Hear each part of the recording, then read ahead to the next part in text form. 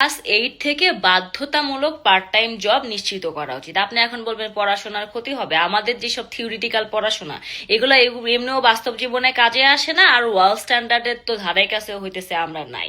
আর সবাইকে honours masters করে চাকরিতে ঢুকতে হবে, এই ধরনের অদ্ভুত চিন্তা বন্ধ করতে হবে। তার আগে চাকরিতে কোয়ালিফিকেশনে হইতেছে অনার্স মাস্টার্সের যে মার্জিনটা এটা হইতেছে বন্ধ করতে হবে। সবাইকে ইউনিভার্সিটিতে পড়ার দরকার নেই, আর সব রকম কাজের জন্য ইউনিভার্সিটিতে পড়ার দরকার নাই। তাইলে বেকারত্ব কমবে। আর হচ্ছে যখন পোলাপাইন ক্লাস 8-9 থেকে পার্ট টাইম জব করা শুরু করবে, এদের বাস্তব জীবনে প্র্যাকটিক্যাল ওয়ার্ক এক্সপিরিয়েন্স হবে, প্লাস মা বাবাদের হইতেছে এদের পড়াশোনার খরচ কমানোর ক্ষেত্রে এরা হইতেছে সাহায্য করতে পারবে। আর আমাদের দেশে যে বলে না যে হ্যাঁ অনার্স পাস করার পরে বাইরে যাও, এটা একটা ভুল থিওরি। এই পোলাপাইন গুলা যখন বাইরে যায় লোকাল পোলাপাইনদের সাথে কোপ আপ করতে পারে না, কারণ ওই দেশে 18 হইলেই হইতেছে বড় হয়ে যায়। আর আমাদের দেশে তো 30 বছর পর্যন্ত আমরা বাপের মা ঘাড়ের উপরে বসে বসে খাই। হ্যাঁ, আর গ্লোবাল ওয়ার্ক মার্কেটে এন্ট্রি লেভেলে যে এক্সপিরিয়েন্স লাগে এটা আপনি থিওরিটিক্যাল করে পাবেন না, তাই ফিল্ডে ওয়ার্ক এক্সপিরিয়েন্স খুবই দরকার।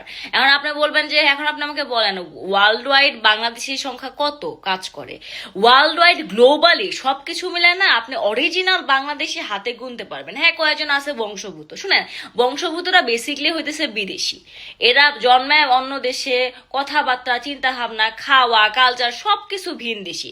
শুধু মা বাবা হইতেছে বাঙালি দেখে কিলায় গুতায় এদেরকে কিছু বাংলা টাংলা শিখায় আর কিছু বাংলা টাংলা কালচার করায়।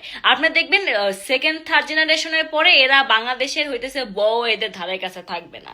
তাই আপনি যদি অরিজিনাল বাংলাদেশিকে গ্লোবাল মার্কেটে কোনো কিছু চান যে এটা সংখ্যায় বাড়ুক, তাহলে বিদেশি সিস্টেমের মতো এই পার্ট টাইম জব করা উচিত স্টুডেন্টদের।